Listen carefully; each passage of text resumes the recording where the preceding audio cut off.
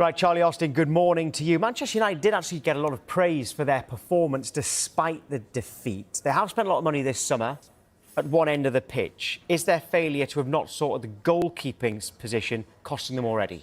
I think so. Yes, only after the one game, but as you look at it, it's something that's been spoke about with Manchester United for a while now. It's last year going through Onana's not the goalie for them. It's not that type of player. But now they need to get someone in because, again, it's proven on Super Sunday that let mistakes happen. They lost 1-0 and that's it. I think the alarming thing is as well, you can look at it first and think, the goalie, is it a foul? But you can notice by the reaction of the United players, no one are protesting, no one's going to the referee asking for a foul. So I don't think that's... I think that's a position for me that United really need to strengthen and go out for, because ultimately, if they keep leaking goals, they ain't going to win no games. If they don't buy a new goalkeeper, do they stick with Altay Bayindir or do they put Andre Onana back in? I think the Onana side is gone. I think they've kind of parked that one. The manager's parked that and they stick with the goalie now. But if they do, these are going to be the conversations that continue and happening, because are they strong enough to be Manchester United number one? That's the big question, Tom. As you think about it, Manchester United are still a massive football club. And yes, at the top end of the pitch, they're known to having big players, big goal scorers.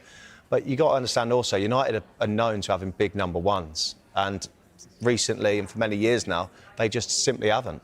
Well, Sky is partnering with Fanalyst, an app where passionate fans known as fanalysts share their opinions on their club. Today, we're joined by Manchester United fanalyst KG. Right, KG, good morning to you. I know it was defeat in the opening match for Manchester United, but did you find many positives from it regardless? Yeah, I definitely find a lot of positives, but, you know, we never knew was playing Stoke Alona. We never knew was playing Mikel Pulis. We went in against a side that, again, set-piece FC, and Man United really struggle with that. But then I saw a performance where I can say we can definitely grow off, but we have an issue with the goalkeeper. That's something that can't be denied. And I like our third choice keeper more than the rest. I'm a big fan of Tom Heaton more than Onana and Bayindir. Same issues. KG, listen, I understand what you're saying. I've known Tom and played, and Tom's been there for years, but you, as much as you're a big fan of him being third choice, there's no way he can be Manchester United's number one. Why not? No, come on. You've seen the issues. You've seen the issues with Onana. I've seen the issues, of course, but it's like if Manchester United spend that money at the top end of the pitch, this is not something that's new where Manchester United know they've had a problem in goal. Go and spend the money up there. They need a goalkeeper now. You know, you said you've been Man United fan. Number one, yes. Manchester United has been strong, pivotal position. Schmeichel, Evan van der Sar. Now, all of a sudden, that's how far we're going back. David De Gea. I would love... But now, you're right, but we're having it's this up to debate about a Jim. goalie. You haven't got a goalie in there, and that's a big position for Man United. I agree with you. Donnarumma's available, but we've been sacking tea ladies and stuff. We got rid of a lot of people. Right now, I don't know if the finances are there. We bought in Sesko, bought in Mbumo, bought in Cunha. I don't think you can say that anymore. Manchester United can't say that the finances there. You just name 3 players there, big money, and then all of a sudden the finances are not there. We offer sacking tea ladies to then spending over 100 million plus on 3 players. I'm not sure Man United can go with that one for much KG, longer. Do you think, I mean, because there are players who are available for transfer at Manchester United who aren't going to feature. Do you think that potentially Ruben Amorim is waiting to make sure that they are sold and then will use that money on a goalkeeper? And is that what he should do?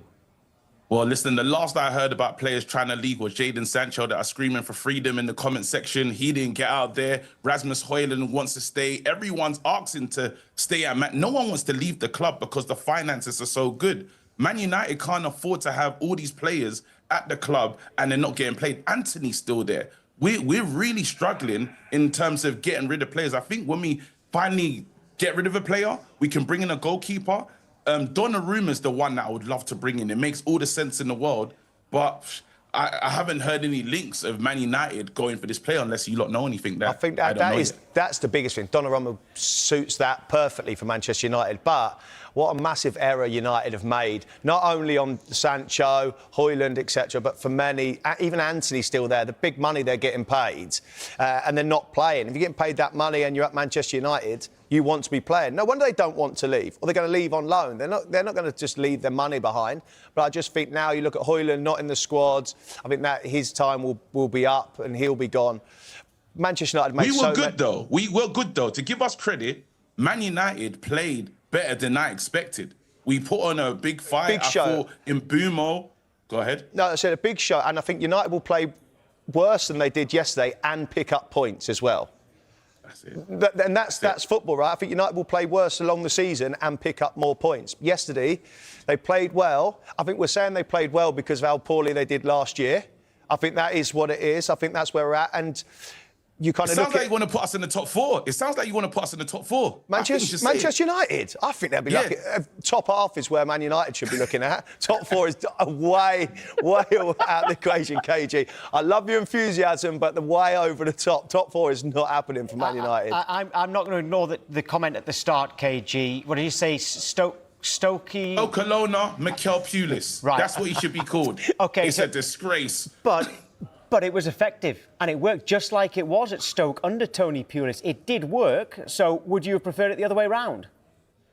Look, you want to win these games. You do want to, I can't hate and say, win ugly, they say. But then Arsenal, them playing like that, it's a bit embarrassing. All that was missing was the towel. I was looking for Rory Delap. I thought long throws on a throw-in. They're darting into the box. All these things are not reminiscent with an Arsenal side. But is that not, there is so. But KG, is that not highlight? Maybe they've highlighted a weakness. Yeah, we can say it's the first game. Highlighted a weakness. Can we just put the balls in the box? The keeper's not going to come for it. First, let's whip the ball underneath the bar. Keeper's not going to come for it. He's not very strong. Like, you have to look it up that way. So I understand what you're saying. Are they like Stoke? No, I just think you've got to give Arteta credit there and be like, do you know what, their weakness... I'm not giving him no credit. I don't want to credit him at all. OK, well, they come away with the 3 points and once again, you got beat at home. He makes a fair point. It's a bit of salt. It's a bit of salt. Charlie, as a striker yourself, how surprised were you when you saw the team sheet and Benjamin Sesko wasn't on it? And what did you make of Harry Maguire pushing up at the end to get that equaliser? Two ways. I think, as with Sesko not playing, you can understand he's only just come in, but they spent the money. So it's like, why don't you just throw him in there? First home game of the season. Fans get all excited. Enough? In your experience, has he had long enough to get a start? As a centre forward, you're like, yeah, I want to start. On a personal, you think, yeah, I want to say he paid me the money. But to integrate with the team, maybe not. I think more as you look at it, it was crying out for the number 9. Cunha and Bremo were good, but they were crying out to have a number 9 in there. I think the laughing side of it still to Manchester United is, like you said, Harry Maguire's coming off the bench, who is a centre-half, to go up front at the end. So as much as we go on about... And he'd be very good at defending those long balls in that KG was talking about. KG said about the Arsenal playing like Stoke and no, that's how they think it could be effective. We win the game here by putting balls in the box. They're not strong enough at the back. Because they haven't got a Maguire who's got just ball in the air, he's going to head everything. And then all of a sudden, to chasing the game and he goes and plays up front. For me, at times, Ruben Amorim, I question some of his decisions, I really do. KG, were you surprised when you saw that Sesko was on the bench? Not really. I followed the team on pre-season and I know that he's very cautious, the manager. He waited 2 games before Mbuemo came in on pre-season, and that's against lower sides in the Premier League, West Ham, Bournemouth. So once I saw that, I kind of had a feeling that he's not going to force him in. We should have done it, though. I think we paid a bit too... Ruben showed Arsenal a bit too much respect. Even not starting Ahmad, I felt was a bit of a shame because we was getting change from the defenders as well. So Man United, we gave them a bit too much respect when we should have went for it. Maybe started with Sesko and then made a change later would have been smarter, but this is shoulda, woulda, coulda. KG, you know, I watched the game yesterday and I'm thinking Bruno Fernandes was coming too deep. I didn't like him when he gets the ball off the back 4, off the goalkeeper. I think he's almost ineffective there. To a degree, he's trying to hit them longer passes. He's way better up the top end of the pitch, kind of having that free role, etc. I just think United now, as much as Casemiro is a top player, don't win 5 Champions Leagues and not be a top player. Yeah, that's also a position they need to cement down. Give Bruno Fernandes the freedom to play at the top end of the pitch. And if Mbuemo, Cunha, Fernandes and Sesko can all link up, United are solid. But I'd say we're something talking different the goalie on that Bruno and the middle. One, you know? Go on. I'd say something different on the Bruno one. I like the fact that he wasn't trying to be the hero and he left it to the likes of Cunha and Mbumo. I think what we're looking for, there's obviously we're linked to Belay, but that's not going to pan out. But Man United do need a linchpin right next to Bruno, and we could do more. I think I love Adam Wharton because that would be a brilliant player to go in next to him as well. Like, one thing for sure is they had Zubimendi, Erdegaard, and Declan Rice. We won the midfield battle. And I wasn't expecting that because I thought Bruno in that position is not going to work. He's not disciplined. Yeah. I'm not going to lie. I liked what I saw. First game of the season, though, so people are going to try harder. But even him dropping back, though, even him, did you think... Did you like him dropping back and getting the ball off the back forward? Do you not think he should be playing higher up the pitch? Would you prefer him on... Would you prefer him on the ball in their half of the pitch more than, obviously, in your own half?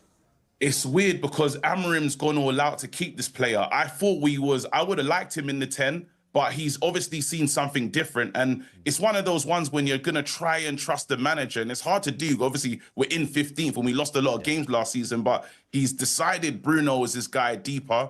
Let's see how it plays out. I think Bruno can be a bit more devastating as the season goes on. This is the first time the whole team was on the pitch at the end of the game, how he wants it to go with Ugarte. I just don't think Ugarte might be the best partner for him because he can't progress the ball as good as other players in that position. Charlie said that he thinks Manchester United's aim might be to finish in the top half. What do you think?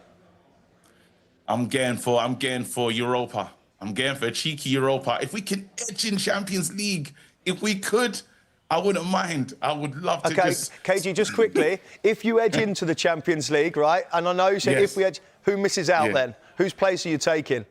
Oh, Stoke Alona, Arsenal, get rid of them. They have they can't take that brand of football into Europe. It's a disgrace.